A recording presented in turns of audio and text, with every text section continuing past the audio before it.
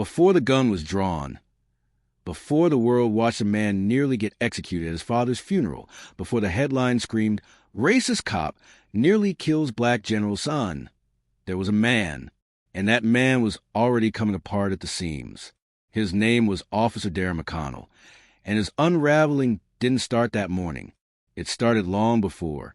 Darren was born in Frederick County, Maryland, a place where the Confederate flag still flew on front porches and stories of heritage were passed down with the same pride as family recipes.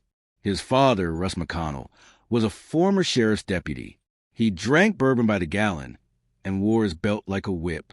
He told young Darren 3 things before he turned 10. 1, don't trust them. 2, you've got to be harder than they are.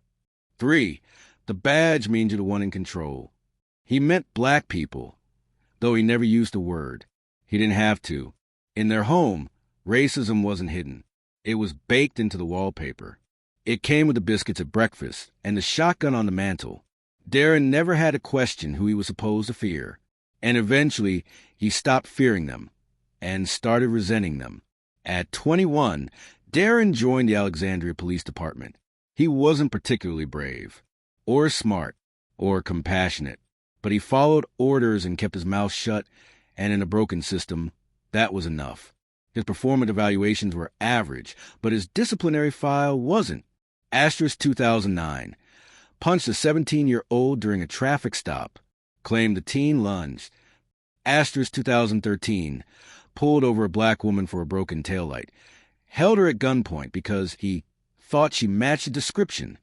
Asterisk 2017. Slammed a homeless veteran into a wall. Caught on tape. No charges. Asterisk 2021. Used excessive force on a teenager during a protest.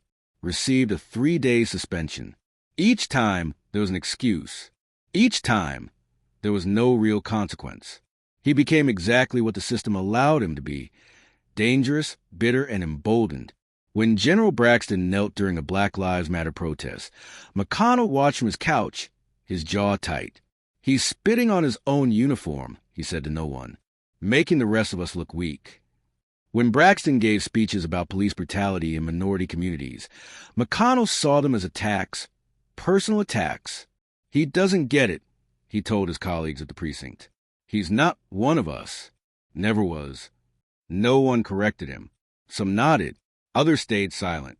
But silence is agreement when no one pushes back. Over time, McConnell's obsession with Braxton grew. He bookmarked articles, took screenshots, even posted anonymously in online forums about how dangerous it is to have a general siding with thugs. He didn't just see Braxton as wrong. He saw him as the enemy. When the department assigned McConnell to funeral duty, he thought it was a joke. "Y'all got me playing babysitter for his send-off," he scoffed in roll call. He tried to protest. "Too political," he said. "Too many threats. Put someone else on it."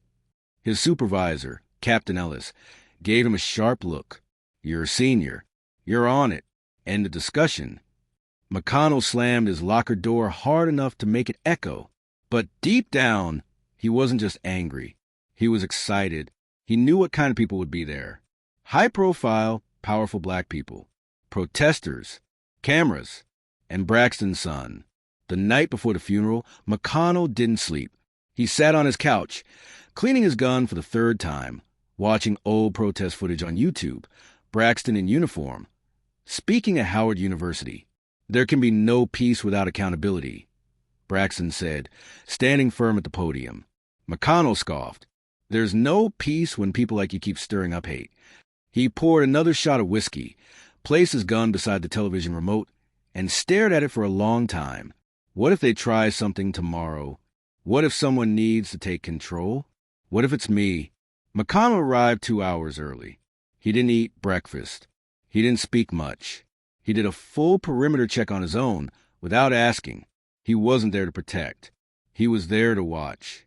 And when he saw Marcus reach into his coat pocket, his world collapsed into a tunnel.